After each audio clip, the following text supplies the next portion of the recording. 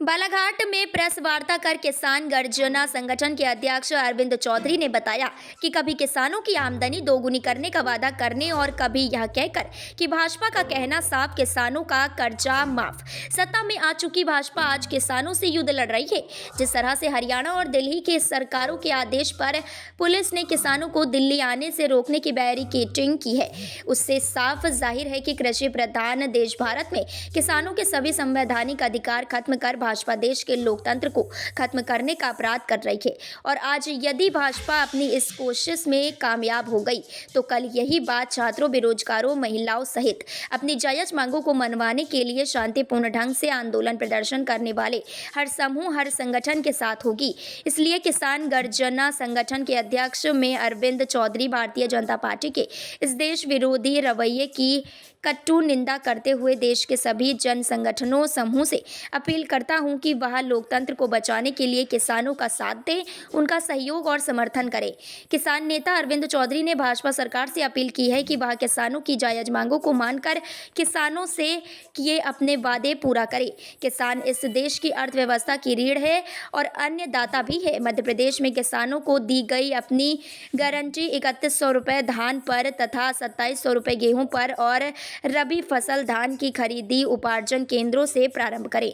बहर से वसीम खान की खास रिपोर्ट।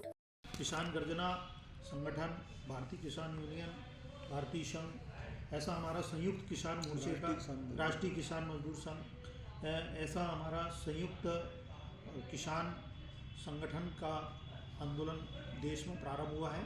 उसके सभी घटक संगठन हैं और पूरे संगठन के जो जिला के पदाधिकारी हैं वो आज यहाँ पे उपस्थित हुए हैं। और ये पत्रकार वार्ता का जो विषय है वो विषय यह है कि भारत भंग का ऐलान हमारे राष्ट्रीय संयुक्त किसान मोर्चा के जो राष्ट्रीय अध्यक्ष हैं उन्होंने किया है। उसको लेकर के आज यहाँ पे हम लोग बैठे हैं।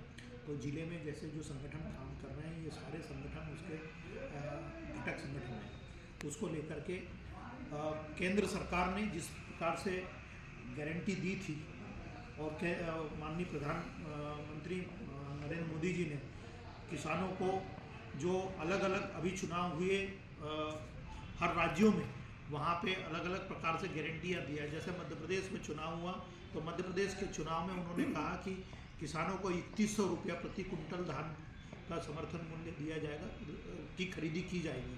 दूसरी गारंटी दिया उन्होंने कि 2700 रुपये में गेहूँ खरीदा जाएगा। तीसरी गारंटी यहाँ पे आकर के खुद उनके बड़े पदाधिकारी और सीएम रहे शिवराज सिंह चौहान जी ने, उन्होंने भी कहा कि जो बालाघाट जिला है धान उत्पादक जिला है, रबी का क्षेत्र है और रबी के क्षेत्र की धान की खरीदी जो है सोसाइटी के माध्यम से की जाएगी। लेकिन चुनाव निपट गया, लोगों ने, किसानों ने मिलकर के, आमजन ने मिलकर के उनकी जो जो योजना की गारंटी दिए थे उस पर मोहर लगा करके उनकी सरकार तो बना दी। लेकिन सरकार बनने के बाद में किसानों के धान की फसल की कहानी हो गई। कहानी होने के बाद में धान उपार्जन केंद्रों में खरीदी भी हो गई। खरीदी होने के बाद में उनके खातों में पैसा भी आ गया, लेकिन अभी तक 3100 रुपया नहीं आया है किसी भी किसान के खाते में। हाँ।